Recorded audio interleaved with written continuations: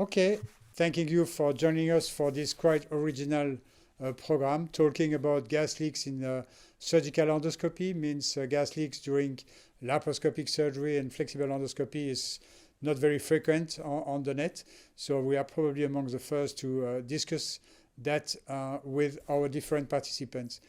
So we are very pleased to welcome the team who is running a European project which is called PORSAV, is protecting of our staff against aerosolized virus. So I'm sorry, I'm just checking all the connections. And we have a team of experts who is leading this project, and we will go through the different details of this during this webinar. I'm not alone in the studio. I have on the side Professor Silvana Peretta. Professor Silvana Peretta is a professor of surgery here in the University Hospital of Strasbourg. She is also she is vice president of IRCAD. She is running all the research and educational program in the institution. So she will take the lead of this webinar.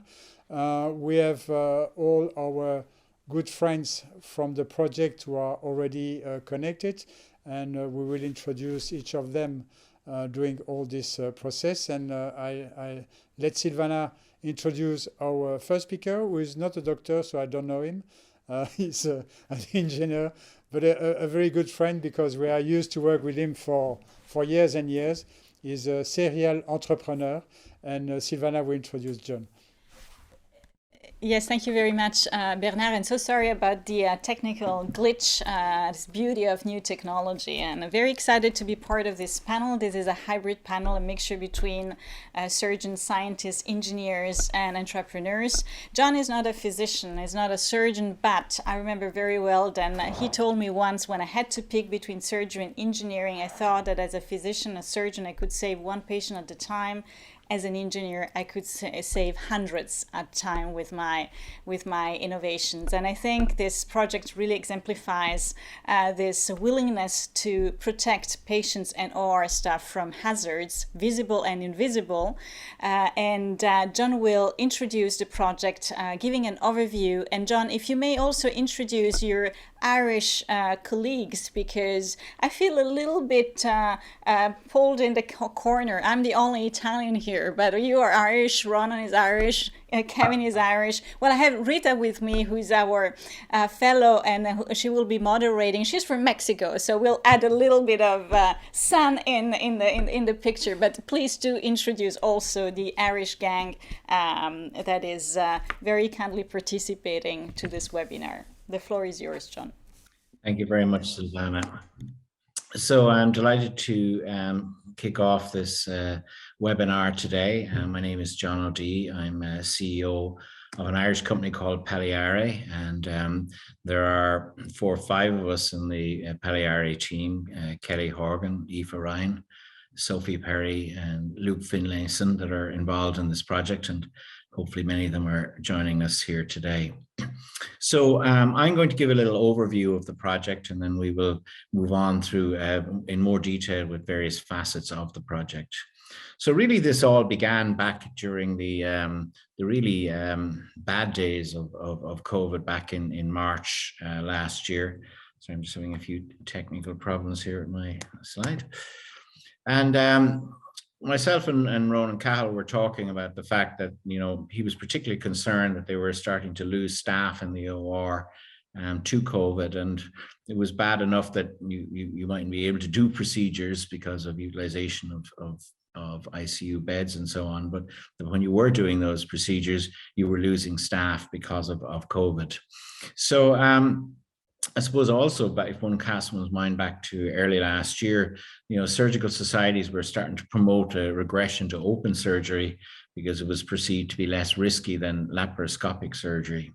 But amongst all this, there was really a paucity of data on the risk due to aerosolized virus, and terms like fugitive emissions came into a terminology I hadn't heard before. So, and in fact, this was really, I suppose, what piqued my interest in this was that, with all the talk of ventilation, there was perhaps overuse of invasive ventilation because of fears for the same problem with non-invasive ventilation, that these fugitive emissions could in fact be infecting staff in the ICU as well. So the EU issued a call for technologies in the middle of 2020, and the PORSAV project was one of only 2 medical device projects that were approved for funding by the European Commission. So the PORSAV project, PORSAV stands for Protecting OR Staff from Aerosolized Virus. We didn't get the endoscopists into the acronym there, but they're definitely included within the scope of the project too. So what was the objective of this project? Well, first of all, very little was known about the nature of these emissions. What was the magnitude of them? Where do they go within the OR? Everybody was fairly knowledgeable about the fact that you do get leaks out of trocars, but to what extent and what's in those? So that was the first very important. We had to characterize the problem. Secondly, we had to complete the design and verification of devices that help mitigate the problem, both for laparoscopic surgery and endoscopic surgery. For any medical device, for it to actually get used and be useful, it has to have regulatory approvals. So CE and FDA approval were essential elements of the project. And like anything, we learned last year that it's not good enough to be simply able to build something, but in COVID, it was all about building at scale. We saw this with PPEs, we saw this with ventilators. So it was important that whatever we did had to be able to be input into a large scalable manufacturing process. Obviously, it's very important to validate the functionality clinically of these products. And so 2 of the partners, IRCAD and UCD, were tasked to validate the functionality of this project. And finally, then, like with any new technology, one has to promote and train on the use of that technology. And obviously, we were lucky to have IRCAD as a partner, given their role in terms of worldwide training of surgeons. So Pagliari was the company that I lead, was tasked with the design of the devices. And 2 devices have been designed and are currently being evaluated. The first is a device called Endotrap. And Endotrap is a series of vacuum rings that may be placed on the top and at the base of a trocar to capture fugitive emissions. This device is used during laparoscopic surgery, where there's a concern of infection in the OR. And it employs a vacuum source so that it essentially sucks gas back into the vacuum in the wall in the room, and that entrains any leaks that may have come from the top or the base of the trocar. That gas is also filtered through an ULPA filter. This is a sterile device because it is used in the sterile field. And finally, in terms of regulatory, it is currently now FDA registered with the CE pending. So this is what the devices look like. You can see a collector here that connects back at the top here to a vacuum source. You can see the vacuum source here on the right. And then there's a series of tubes coming out of this collector, which in turn connect to these collector rings here. So one of these is placed on the top of the trocar and one is placed on the bottom of the trocar. So you can see this here, and I'm sure you'll see lots of better video of this in a few more minutes' time. The second device is a device called Endotrap, and this is for protecting endoscopists. And this is a face mask adapter, which is used to trap fugitive emissions in insufflation gases and indeed in exhaled breath from the patient. It's used during endoscopic surgery, and it's a passive device. So this one doesn't use a vacuum. It essentially provides a barrier so that the patient breathes in and out through a bacterial viral filter. It's non-sterile. And this device is FDA registered and CE cleared. So this is what it looks like, and Professor Peretta will talk in more detail about this at the end and the last session of this webinar. So with that, I'll pass it back to you, Silvana. Thank you, John, for the very nice introduction of the project. And I think that I love the term fugitive emissions that you used. We have a lot of fugitive emission during laparoscopy and endoscopy, but it's very difficult for us to think to see them. And I'd like Kevin Nolan to show us how we can see the invisible and talk about new technologies to visualize unintended surgical gas leaks. Kevin is the brain behind the ability for us to see the gas emission. He's championing the Schliering effect. He will tell you what it is. I had to learn what it was, but I'm sure he will be much more clearer than me in explaining it. Kevin, please. Thank you. So the talk today is, it's titled New Technologies to Visualize Unintended Gas Leaks. But really this is an old technology we're using in new ways and trying to use it for new purposes. So Schlieren has been around for well over 100 years. It's been well known as an aberration or effect you see when you're trying to test a telescope mirror. And in the 1890s, August Toepler was the one to really first use it for the kind of work I use for, which is looking at thermal flows. And it was popularized by Lord Kelvin and become a very, very popular technique in aeronautics, particularly looking at shock waves and things like that on aircraft. Many of us might have seen the shadowgraph effect. If you see a candle, perhaps, and there's a light shining through, perhaps, of the sunlight, the shadow of the candle has this kind of very faint image that you might see. And Schlieren is kind of the same idea as that, but it's a little bit more sophisticated in that we're using some spatial filtering of the light, rather than just letting the shadow be directly imaged. By using a spatial filter, we do essentially what's known as a form of Fourier optics. We take the Fourier transform of the image optically. And what we see here on the right-hand side is this really, really high sensitivity image of this match being extinguished. In fact, in a Schlieren, if you hold up your fingers, you see the heat rising from your fingers. It's that sensitive. So it's a very, very cool technique for visualizing different kinds of flows. This is just a quick video to show kind of optically how it works. So we typically use large parabolic mirrors. We have a candle here and a camera. The camera is looking at the mirror at a bit of an angle. And in my system I used primarily, before I came to the matter, to work with Ronan, was a 2-mirror system. And we have a point light source, typically a low power LED, which makes it ideal for working in surgical environment. There's nothing dangerous here. And then the light is focused down to a point, and the candle is in the middle of those 2 mirrors. What happens is we place a very sophisticated spatial filter, commonly known as a razor blade. I believe Lord Kelvin was prone to Gillettes. We place the razor blade at the point where the light is focused. And what's happening is that this candle, or a heat source, or a patient, or whatever it is going to bend some of the light due to the change in density or refractive index. And that light will no longer focus where the blade is placed. It will focus a little bit left, a little bit right. And we see these kind of images that we see here. And this is ultimately how it works. The spatial filter is our razor blade. It's blocking deflected light. Here are some examples of things I've done in the past. For fun, one time when I worked in Bell Labs, we did some popcorn with a high-speed camera. So here we see popcorn exploding and all the beautiful thermal flows, and we see the little microscopic particles of oil carving wicks through the air. In the middle here, we have a vortex cannon. So this is very similar to how maybe a cough might work. This is a very simplistic model of a cough. And we see how far a coherent vortex can travel across the room. So when you teach fluid mechanics to engineering students, we talk about how a coherent vortex can travel much further than, let's say, a turbulent jet, which we see here in the form of a cough. So a cough is this large-scale structure. It lacks coherence. It fights itself before it can travel very far. So when you blow a smoke ring, perhaps, it travels much further. So these are all very, very visual, very useful ways to show the power of Schlieren. Typical systems, a number of different ways you can do Schlieren. The standard way is just what's called a Z configuration, where we use 2 large parabolic mirrors. I can place them any distance apart we like from each other. It's very versatile. It avoids a lot of aberrations that you typically get with Schlieren, but it's complex, it's bulky. Here we have it set up in the old theaters of the matter, which is now Roland Gall's laboratory.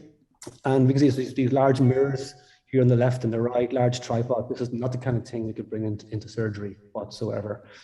So we initially had planned on trying to build a more compact, lighter system. We end up building a single mirror system like this with some modifications to make it more portable, easy to align, and low cost. And this is the system that we built, just being tested in the Mater Hospital. So it consists of a single mirror and a single light source. Now it has some issues. We get a double image, which we can account for because we're using a special kind of beam splitter. It has a magnification effect. Again, these are all things we can deal with. The benefit is this thing can be wheeled around on these small little stands like any other piece of surgical equipment. So it's quite versatile in that sense. Another type of Schlieren, which we initially thought of looking at in the project, was this idea of retroreflective background orientated Schlieren.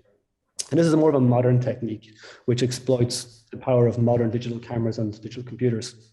This is an image taken by NASA using what's known as their Airbus or airborne background orientated Schlieren system. And in this system, what they do is they have an aircraft with a very high resolution camera looking at the desert floor, and there's bushes and rocks and all kinds of things. And as these supersonic aircraft, these T-38s pass underneath, breaking the sound barrier, it looks at this shimmer of the background of the image, how the image changes due to the presence of a shock wave. And they can then reconstruct the shock wave pattern from the jets. It's a beautiful image. And here's our attempt at that in the Mater. Using our retroreflective material, we can indeed see human breath, but as you can see, it's extremely noisy and not the kind of image we're seeing in the previous video. So we decided to go for a single mirror system. So this is a video just kind of showing how we kind of take this and apply it to a surgical environment. Here's my attempt at modeling a patient. And as we can see, we get a large amount of smoke and aerosol escaping. And we place our mirror, we place our camera system. And because these are relatively easy to manipulate, we can realign them out of the surgeon's way. So you have our camera here, we have an LED light source which goes through a beam splitter and then illuminates the parabolic mirror. And you can see the cone of light going from the light source to the mirror. And the light then bounces back. So we have this volume of measurement, this conical volume we can measure in. So the closer the patient is to the mirror, the better. And a razor blade then is placed in front of the camera. So our light leads the light source, comes back, is collected by the camera, and any refracted light is that red beam. That's what the CO2 or the gas leaving the patient will be seen as. And here we see it in practice. So as we can see, there's the CO2 leaks. And inset here in the video is the infrared video that we're also recording as well, which can also see CO2, but at a much lower resolution. Okay. And this is kind of what it looks like. This is our configuration, basically, in a very simplistic sense. So everything here in the gray box, easily manipulated. The mirror, easily manipulated. We can place them at any point we like. We've gotten to the point now where we can align it in about a minute. Very, very quick. Typically, Schlieren system can take up to an hour to align. Very, very cumbersome and difficult. But with this portable system, keeping it simple and keeping it mobile has been very, very useful. We're only limited by having to maintain 3.6 meters between the subject, between the camera and the mirror. In terms of components, it's quite straightforward. It's been very difficult to get things during the pandemic. Buying equipment has been challenging. So we'll be able to use off-the-shelf parts that are readily available. The most complex part is this thin film beam splitter, which really just makes everything work really, really nicely. It avoids the ghosting that you would get from non-parallel light in a beam splitter. We can use it to reduce a double image that can be an aberration of this system. We can completely eliminate it. And the optics are very compact, built off-the-shelf parts. We're using a relatively straightforward consumer-grade camera, but it lets us record at high resolution at 120 frames per second. And then we can just use any remaining parts are all 3D printed, really just for confining the optical beam and preventing reflections. Again, the mirror itself is a telescope mirror. So we bought this from a German telescope shop, and they were delighted to help out. They were really amazed that their products were being used in operating theaters. So an unusual thing to see space astronomy equipment being used in theaters. These particular mirrors are super lightweight. Typically, these mirrors are big, heavy things, and these ones are only 8 kilos. They're quite easy to manipulate, even carry if need be. And then finally, what we kind of really do is we want to do something with these images. So we have some image processing. So we take the input video here, we contrast enhance it, and then we track those structures using optical flow. This lets us get some numerical data. Not only can we see the leaks, we can tell you how long the leaks last for, but we actually get some numerical value about how fast they're traveling, and therefore how far they will transport aerosol. Because our field of view is only limited to 0.4 of a meter. It's the optical aperture of this mirror. So by having these numbers, we can get some additional data to kind of really make some key insights. So just to kind of finish up, we have a very nice, very easy to use, low cost portable Schlieren system. using off-the-shelf parts. So this is effectively open source hardware as far as I'm concerned. We can make this design available to anyone who wants to try it out and use it. It's very straightforward, it's very simple, but we're using it in a very novel and in a manner that's not been done before in terms of the speed and the scale in which we're working at. We've developed an app which lets us do this image processing, and again, that can be released and shared. We have a limited field of view, and the main issue we often have is that the surgeons can sometimes block the view because they're trying to get their job done. We're just there to observe, but the people we're working with, they've really gotten used to having us in theatre with them. We've gotten used to positioning the system in a way that we can get the measurements we need with as minimal interference as possible. So it's been a fantastic experience. Thank you. Thank you very much, Kevin. I start to understand a little bit the optical principle. It's all smoke and mirrors. A little bit. A little bit, not too much. Rita, are there some questions in the audience? Not yet. I'd like to suggest a poll. How many of you have understood what Schliering is? And if you haven't, maybe you can give a private course for those who haven't. But what's interesting is that it's a beautiful technology because the images are really convincing. I mean, when you look at that, you understand that there is a problem. And I remember that when we were invited by John and Ronan and Kevin to share the project, they just showed a picture. And looking at a picture, you know that there is a problem. So that's something that is quite magic. And we're really looking forward to the results of this study. We found something quite similar ourselves when we first set up the original Schlieren system in the Matter. Ronan, of course, had never seen it before apart from the research papers, and it was his idea to kind of bring it there and try it out. And he said, amazing, that the first thing he said, this is amazing, we have to tell people about this. So we got the Irish media to come in, the Irish news media to come in and just demonstrate the importance of social distancing, face masks, coughing into your elbow, all those different techniques. So yeah, so from day one, we've been using Schlieren to kind of educate as well as to do research. Yeah, that's fantastic. Silvana? Rita, do we have questions from the audience? Not yet? Not yet. Maybe I can have a personal question because I know many of the participants that are connected, maybe they are in the early stage of surgery or of their careers. How do you recommend them to get some innovation or some ideas when there is a crisis such as COVID? Like how you really get into the idea of implementing this technology to detect the aerosols?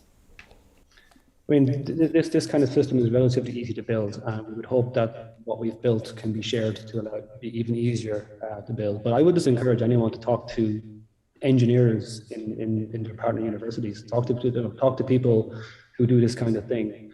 They're always eager to solve difficult problems, just like surgeons are. So find an engineer and engage with them. You know. Maybe we can ask the question to John, because John is used to react quite rapidly to events. So John, how do you came with this idea of trying to control these problems? I suppose it's somewhat laterally thinking from what was going on in respiratory. I mean, I think day one in COVID, there was big concerns around ventilators and non-invasive ventilators, and really many of these people could have been treated with non-invasive ventilators. They were being intubated, and really the main concern was the so-called fugitive emissions. And I suppose coincidentally, Ronan and I were talking about the same project.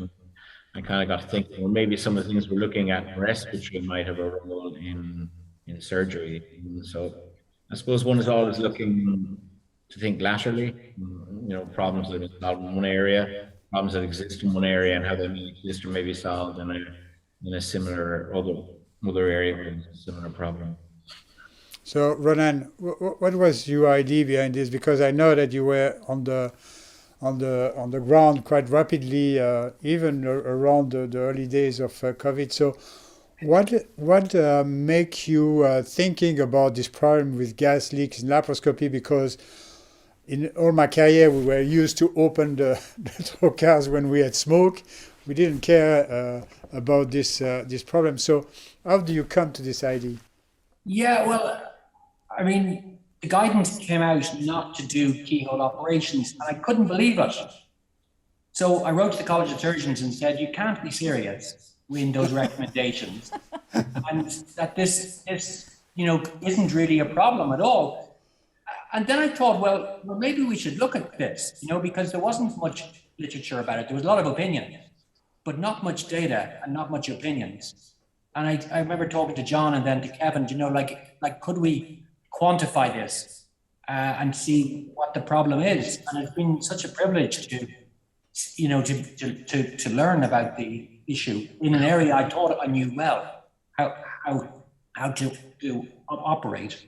And then to see not just that we've gone from identifying the problem, quantifying it, but then to managing it, all in 12 months. It's been a privilege. Excellent. That's very nice. Silvana, you are the boss. I'm the boss, so I like that. And this is on record, by the way. It's being recorded, so perfect. Ronan, now, you gave the perfect introduction. I just want to mention that Ronan is the director of the Center for Precision Surgery and Digital Surgery at Mater in Ireland, in Dublin. And he's going to talk about gas leaks in laparoscopic surgery. Yeah, well, really, we just had the easier part of the job, because what we've been doing is taking Kevin's great imaging technologies and John's great solutions and applying them in the operations. So it's been astonishing, really, what you can see. So this is sclerin being applied in a laparoscopic model. And you can see that using Kevin's technology and techniques and expertise, and then bringing them into a laparoscopic simulation model, we start to understand where the leaks happen. So, they can be deliberately done. And these are ones surgeons have been used to doing for a long time, and probably shouldn't if we're trying to be careful about spreading gases and particles around the operating room. You should desufflate the abdomen before you take out your trocars at the end of it. So these are ones that probably can be managed by just being a little more mindful about the practice. Harder ones, though, to sort of blame surgeons for are these sort of inadvertent leaks, the slight mismatch between the incision in the abdomen and the trocar site. And of course, the surgeon's occupied with doing an operation, and it's hard to watch all these gases all the time. And traditionally, we've just turned up the gas when we encounter these types of leaks. But this third category is the hardest. These are leaks that are going to happen no matter how perfect your technique, or no matter how careful you are about it. When you have obturators being put in and out across valved trocars, leaks will happen. And some of these obturators even have hollow components and have holes in them. So leaks will happen despite surgeons' best efforts around it. And you see them coming out here with quite some turbulence and quite some velocity. Using optical trocars, of course, this gas here hasn't yet gone into the abdomen, so it won't be contaminated. But these are part and parcel of using surgical instruments. But the commonest one, even with valved trocars, is really what happens when you put the instruments in and out of the trocars. You get that little psh of gas, which brings out a high velocity jet every time valved trocars are instrumented. Maybe you don't need fancy equipment all the time to see these leaks, and you can get leaks through the hollow instrumentation of it. So here's a glove being placed around the top of a robotic instrument, and a small positive pressure being applied. You can see that these are hollow instruments. Cables and mechanisms occur up and down the channels, so gas can find its way up there too. Here you see again a small positive pressure gently blowing against the instrument tip, and quite a lot of gas can leak through. These are quite permeable instruments. So, Kevin's been fantastic at quantifying the rates and the degree of turbulence to these types of leaks. But maybe the most way to kind of show the velocity of the gas leaks is comparing these with a cough. And maybe during COVID, people are used to seeing these type of imagery of coughing and speaking, encouraging people to keep their distance. And you can see in these sclerin images that these leaks are reaching velocities similar to kind of speaking loudly, or maybe a gentle cough of people to it. So it's not so much the amount of gas that's leaking, it's the velocity of it because that tends to power the particles up into the breathing zone of the surgeons. I showed the leaks associated with valved trocars. Valveless trocars, of course, will leak more than valved trocars, but these gas leaks are occurring all the time. We looked at this in different ways. So apart from sclerin, which is great for being a quantitative measure, this is a near infrared camera, which is shows that actually during live operations, quite a lot of gas leaks will occur at those areas that we've identified experimentally to try and see both true around the trocars, through the instruments. There's really quite a lot of gas that's happening there. The gas, it's important because it can bring particles up. And again, this is an experimental model designed to show that these gas leaks have quite a degree of power in them and can bring particles up towards the surgical breathing zone. But of course, in operations, there isn't quite as much fluid as that. But there definitely are these particles that move. Now, this is Kevin has illuminated a 2D slice of the operative airspace here during laparoscopic cholecystectomy. And by these scintillations, you can see at the level of the breathing zone of the operating room team that these particles are quite prevalent. When you try and count them, you get a true measure of the amount that's happening there. So using a particle counter, you can see that that sometimes we're standing in this kind of smog of 8 million particles per meter cubed, and even when we're trying to visualize them, you only see some of them. What we've kind of been working with the hospital to look at this, I mean, of course, we operate in a positive pressure ventilated rooms. And you can see here the usefulness of that technique. So on the left is when the ventilation is being turned off. And on the right is the positive pressure that we are used to operating in, 25 or 26 room exchanges per hour. But what happens in laparoscopy is when you crowd the surgical space with equipment and with people, that you get relative stagnation above the patient. So despite working in these ventilated rooms, there's that degree of stagnation that's happening, and these images are shown here with the room ventilation on. So there's no point just showing problems. We need to develop solutions for it, and this is the central disease control way of thinking about problems.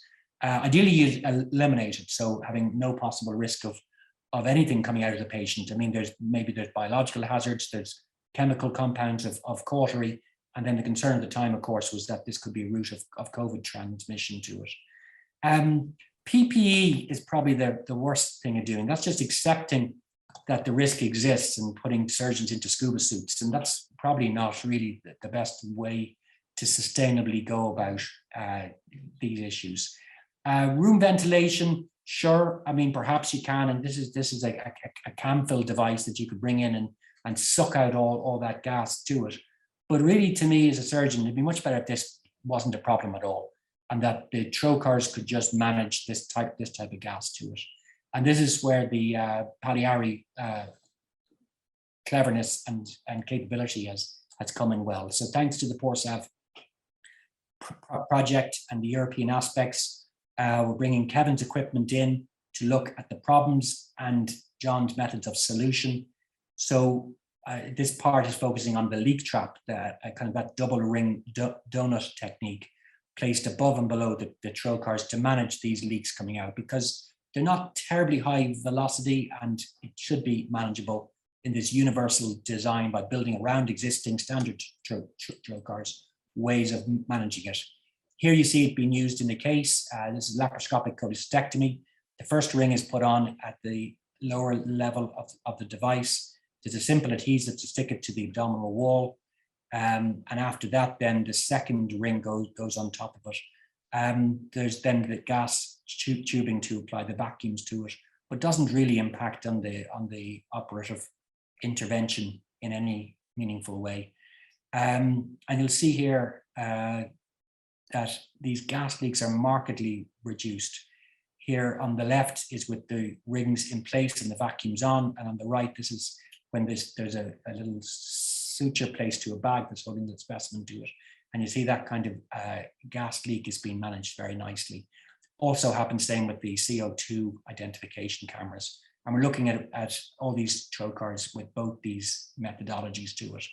So we've commenced the clinical trial. We've got 7 patients done. We're looking forward to some more, and indeed the EARCRAG group starting to contribute some cases.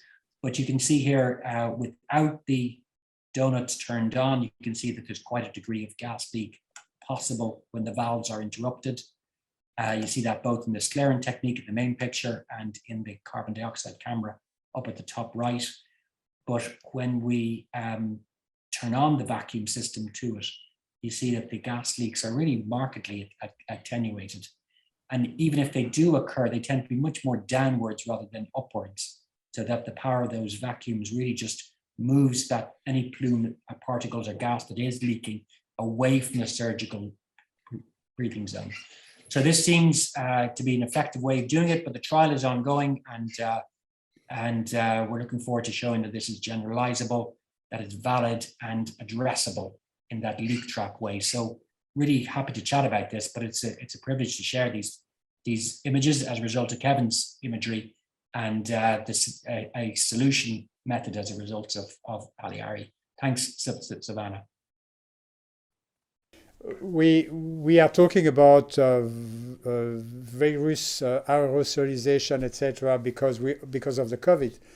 But we know that for a long time we have problem with smoke. We know the surgical smoke in open surgery. There have been reports on that, the potential contamination with virus in open surgery.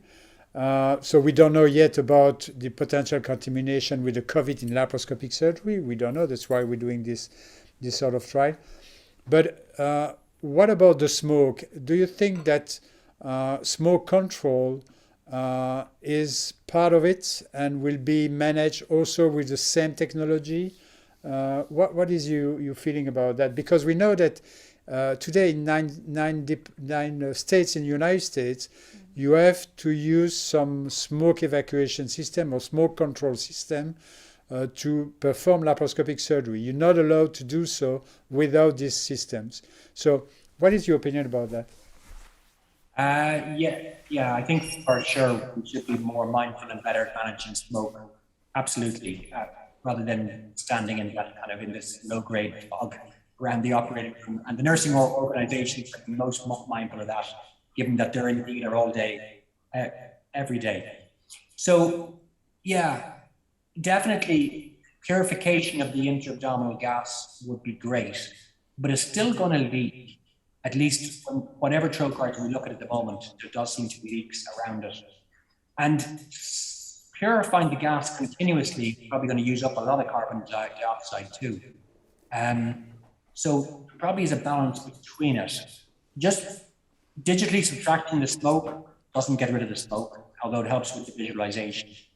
And when you turn on the smoke evacuation, it isn't quite as simple as it, because as Kevin will kind of explain, that the fluid dynamics of smoke around the abdomen takes a bit of time before it develops enough to obscure your vision, and at the same time might be leaking out the trocars. So either we have to kind of constantly replace the pneumoperitoneum, which means lots of carbon dioxide, and maybe that's okay, or we need to get better seals in the trocars. I guess it's a combination of both. Bernard? Yeah. John, what is your opinion about that?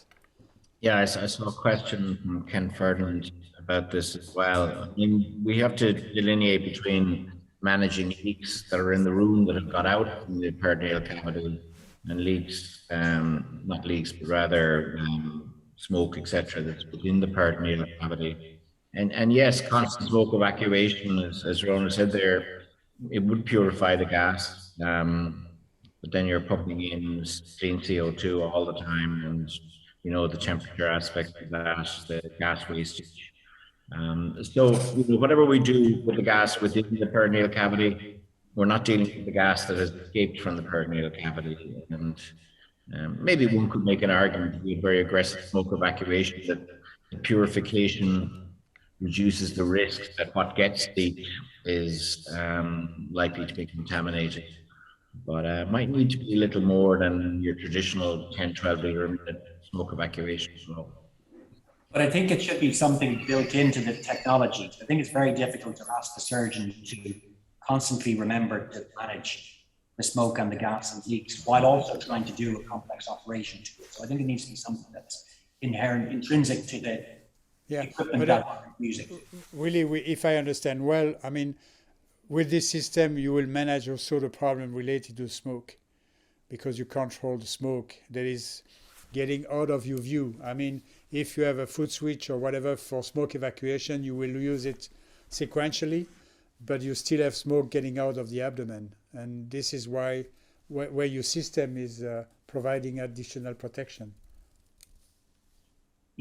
Yeah, I think that's right. There's smoke, there's splatter, there's there's droplets, and maybe there's microbial. So I think it's hard just to take a single perspective on this, and we probably need to manage all those types of things, including if there's another pandemic. I can't believe that we could be shut down again at the next pandemic if we haven't learned how to deal with this problem at this one. Never waste a good crisis. Yeah. Very interesting. Rita? Clear for you? Very clear. Okay. So we know that. Pardon, tu as une question? Yes, I just wanted to stress the beautiful demonstration of Ronan of early prototyping. Ronan and Kevin, the glove and sink example were perfect. If the guys that are in the audience, if you have an idea, you don't need very sophisticated 3D printing machine. You have a sink, you have a glove to demonstrate your idea, and then you go to John and a new project, probably not a European one, but why not, can happen. So if you disagree with somebody who tells you to shut down because there is a new outbreak of infection, just use your brain and your human ingenuity, a prototype or get together with a smart mixed background group of people and push innovation forward. Voilà. Nice comment. So we know that laparoscopy obviously leads to this problem of leaks, and we know that it's toxic, and we know, and we discussed that the other day, that probably the effort is not coming from the surgeon, besides Ronan, but from the people inside of the operating theater, looking at the potential harmful effect of this smoke and all these elements. And we know that for laparoscopic surgery, as I told you regarding the obligation to use it in some states in the United States, but we know also that we're doing flexible endoscopy. And this is a little bit more easy to understand the problem, because there have been papers reporting on the contamination, potential contamination, real contamination of people within the flexible endoscopy room. And of course, when we're talking about a more aggressive virus like the COVID, it's even more important. And so we have also looked at this problem with John and all the team. And Silvana will present a little bit what means this aerosolization risk in flexible endoscopy. Yes, thank you very much, Bernard. If it weren't for John, Ronan, Kevin, and the consortium of PORSAV, would be probably the sickest person in the room, because I perform both laparoscopy and endoscopy. So thank you guys very much for this project. I'll be much healthier when this device will be fully available. Doing both procedures, I'm totally aware of how disrupted the workflow of endoscopy was during the COVID outbreak, and this is not only because of the aerosol, but also because when you perform endoscopy, you have not a very delicate plume coming out of the patient, but sometimes you have a splash or a splatter, as Ronan said, of other fluids that come out of the mouth. And we have learned also that you can also have contamination through the gut in general, and that COVID-19 can be present also in the colon. So not only upper endoscopies are dangerous, but potentially also lower endoscopies and colonoscopies.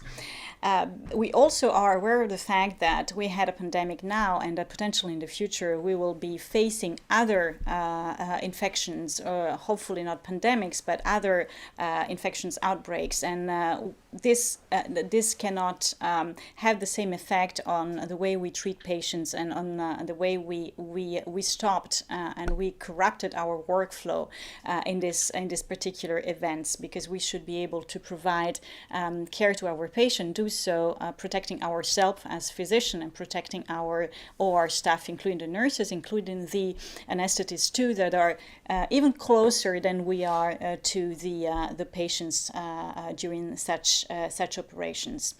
Of course, there is prevention. You can do a lot in terms of COVID-19 in order to decrease the risk before the patients come to the OR, but we do know that this is not perfect, and Ronan illustrated very well that PPE are definitely not the best way to stop the problem. The problem has to be eradicated at its origin, its source.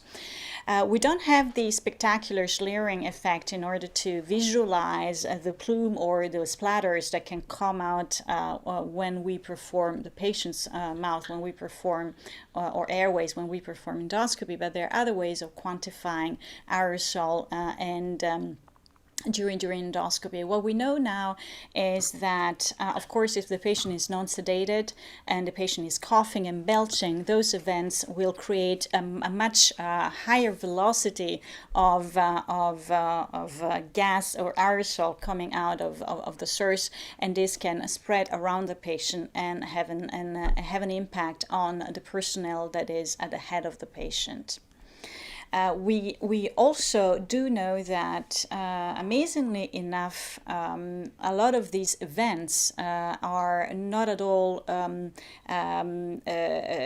identified by the person who's performing the endoscopy or the oral personnel, and is absolutely shocking the number of unrecognized splashes, literally splashes. So you don't have aerosol, you have droplets that come onto your mask if you're wearing one when you perform endoscopy on your clothes, on your mask. And this is a very nice study that assesses the amount of contamination that you can have on face shield during endoscopy.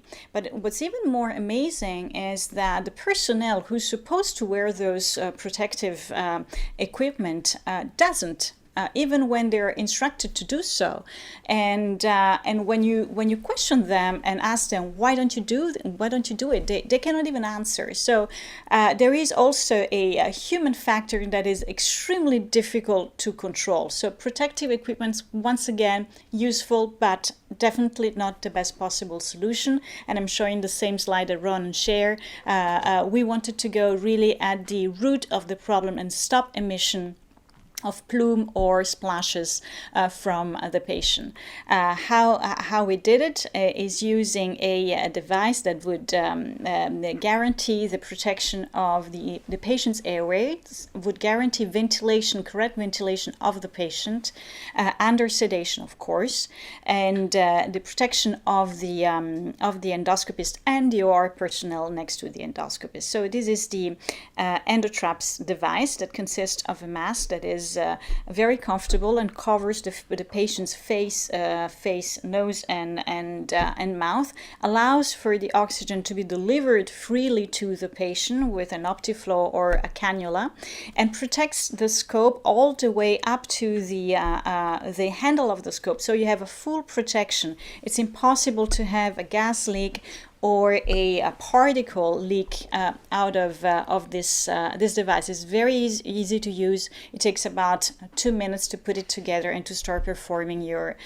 procedure. So this protects us from aerosol too. And one thing I'd like to finish my presentation with is really the raising, the willingness to raise awareness not only about potential infectious disease that come out that can be present during endoscopy or laparoscopy.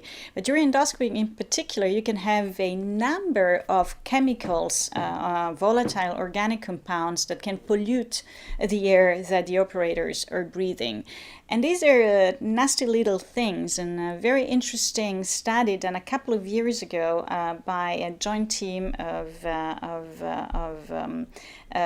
European and Asian endoscopists that found out that there are at least 15 volatile compounds that could be dangerous and harmful to the operators when performing an ESD procedure, which is an endoscopic submucosal dissection that generates a lot of endoscopic smoke due to monopolar dissection.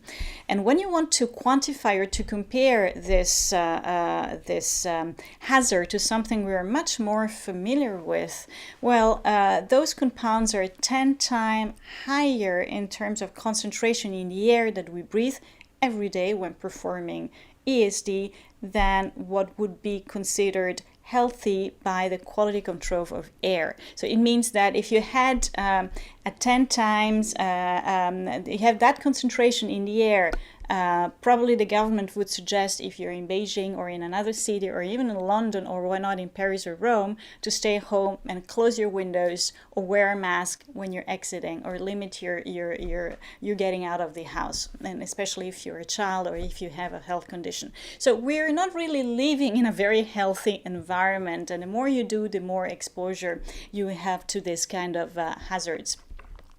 Last, don't forget that you can be contaminated also from the scope, and this is the reason why we go through different steps in the reprocessing of the scope. It's a very complex process, and unfortunately more than 30% of the scopes are still contaminated after the process, and 45% the process of reprocessing is not completed properly. And this is the reason why we have a number of bags and super bags that can be present in the scopes because of the use of the scope, because of a biofilm, and because those are very archaic, very long tubes that we're still using after 15 years, and the technology hasn't changed till very little ago, when finally we had the chance of seeing companies interested in the development of disposable devices, such as this one here from Ambu, but there are other companies that are doing the same thing, that will eliminate the problem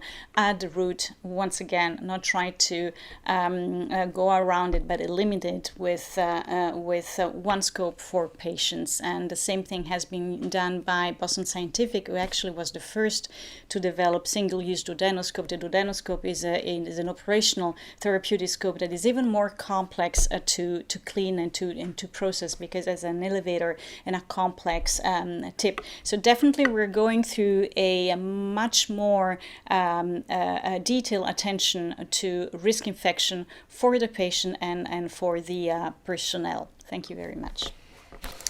Thank you, Silvana. It was very interesting, and I know that Rita has some comments or question. I don't know. Yes.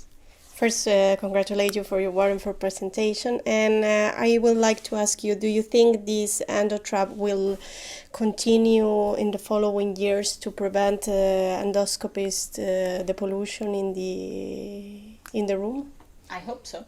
I hope so. Definitely, yes. I hope so. I think that, to be totally honest, a lot of attention has always been put towards laparoscopy and surgery, and endoscopy has been a little bit neglected from a health and hazards point of view. The equipment that we use in endoscopy, the insufflation that we use in endoscopy is archaic. There is no method today for us to control how much CO2 we are insufflating into the patient, the pressure that we have in the cavity, the gas that is coming out of the patient. Whereas in laparoscopy, at least we have those kinds of information. So we are starting from really far behind surgery. So I hope that this will not only contribute to fix the problem of infection and risk related to smoke generating procedure, but it will also help companies to bring endoscopy to a level of technological development that is closer to surgery. Thank you. Yeah, I think it's very interesting, because I was listening to your lecture and mentioning that, okay, you can do endoscopy in a surgical environment with the flow, positive pressure, etc., that probably reduce the risk. But we have to keep in mind that usually flexible endoscopy is done in a small room without too much equipment, or is done at home by the practitioner outside of the hospital. So inside, if the hospital environment is quite safe, or is not safe at this point, but can be safe, but a guy who is doing that in his own cabinet outside in the city, the risk is enormous. So that's really something that is very interesting, because no one looked at that before, and because of this COVID, suddenly everybody is aware of the situation. But I think it's probably the evolution. And responding a little bit to your question, I think that progressively that will be the routine for the flexible endoscopy done under sedation. And when you're doing interventional endoscopy, so you're producing the same smoke that we know in surgery, you will have the same problem. So probably protection will be needed also in this type of advanced endoscopic, flexible endoscopic procedure. Great, thank you. We have 2 questions from the audience that are more laparoscopic related. So as we can see, they want to know if there's evidence regarding the leaks that have the trocars with or without valves. Like the ones without valves really have a higher leak-off rate. That's for you, Ronan. Yeah, I think we're seeing that all the trocars leak, but the valveless ones leak all the time. So the valveless trocar for the people are this open trocar. There is one company producing that, and this is a very nice insufflator because it maintains the permanent pressure inside of the cavity with a continuous recycling of the air from in terms of pressure. And so you have an excellent pressure, but you have open, and so pressure means you have leaks. And I've seen your videos showing this big cheminée, comme on dit, of gas, cheminée of gas when you're using this type of open trocar. So I think that there was an excellent demonstration. Yes. And the next one is, does this leak trap can be implemented into 5mm ports? And there are questions about the commercial availability of your device. Okay, John. Yeah, yes, we have designed them for both 12 and 5mm trocars, and it will be available in the US in the first quarter, and in the EU probably in the second quarter. That's for leak trap, yeah. Endotrap will be available in the first quarter in both the US and Europe. Thank you. But John, just a technical question. When you submit that to the FDA in the United States, do they come with some feedback saying your system is stupid, or is it something that is very promising? Do they provide some evaluation of your system? They'd never be that impolite, Bernard. But in the case of these type of devices, they're class 1 devices in the US, so it's simply a matter of registering them. There isn't a review required for class 1 devices. Yeah, just to comment for the audience. Yeah, to comment for the audience is that this is a clinical protocol that we're sharing with UCD and Mater in Dublin with Ronan and Kevin, and we have the same protocol in France. And we're fighting for 6 months to get the ethical approval in France, because the response at this point of the ethical committee is that there is no evidence of a contamination of a surgeon doing laparoscopic surgery, so your system is not pertinent. So just think about this ideas and evaluation of the problem by people who have never entered an operating theater, and this is the way sometimes the ethical committee are functioning. So it's a real problem, at least in some country. Other comments?